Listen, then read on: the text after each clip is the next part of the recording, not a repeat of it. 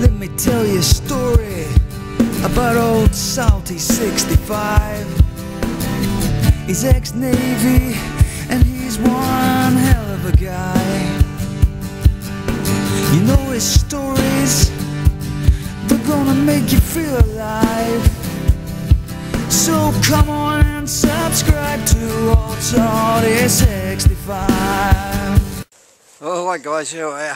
Yeah, the voice is back. Sorta. Anyway, I've had a lot of requests lately. Just people ask me where I've been, the countries I've been to, the cities I've seen. Well, I don't know really where to start. I've got a pretty long list, actually. Pretty long list. I mean, back in the 60s and 70s when I was in the Navy, we got around pretty much everywhere. It was a lot of fun.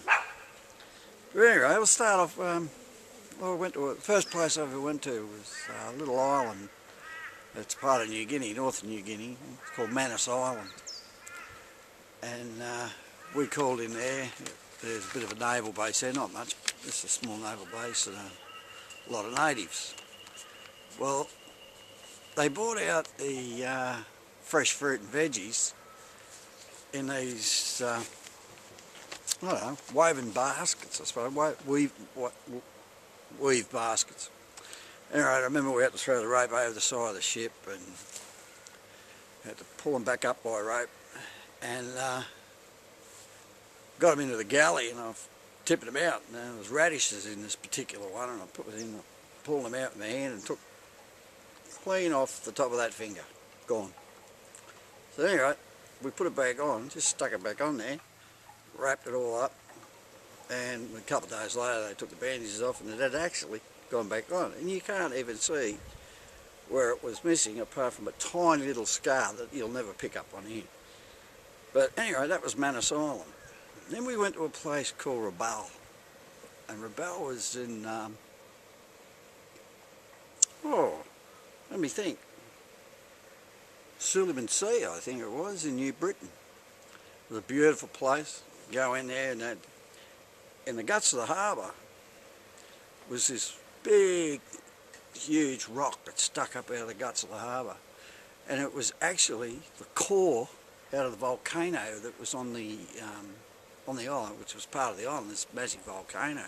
When it erupted, it went boom, and blew it out, and landed smack, well, it was nearly smack in the middle of the harbour.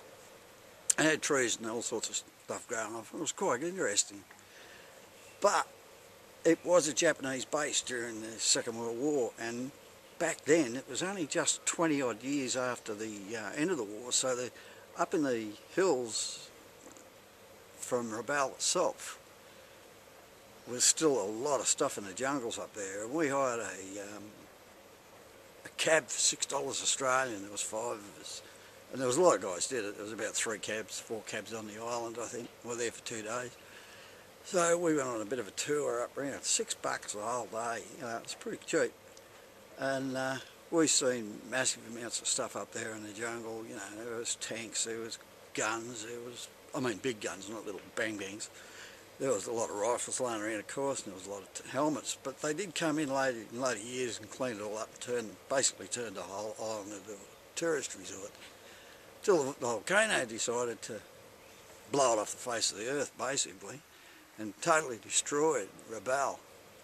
I'm not even sure of this day where they've started putting it back together. I'm not sure. But anyway, we left there and we went up through the Sunda Straits, and I can remember distinctly, I can still see it if I close my eyes, this volcano came up out of the water, and it just came up to a peak, and it was the most magnificent thing I'd ever seen, and that sort of stuck in my memory as well. And also the giant manta rays that used to swim next to the ship, and the dolphins, of course. But that's just a quick bit, and we'll continue on another video, because as we talk, I'm starting to lose the voice again.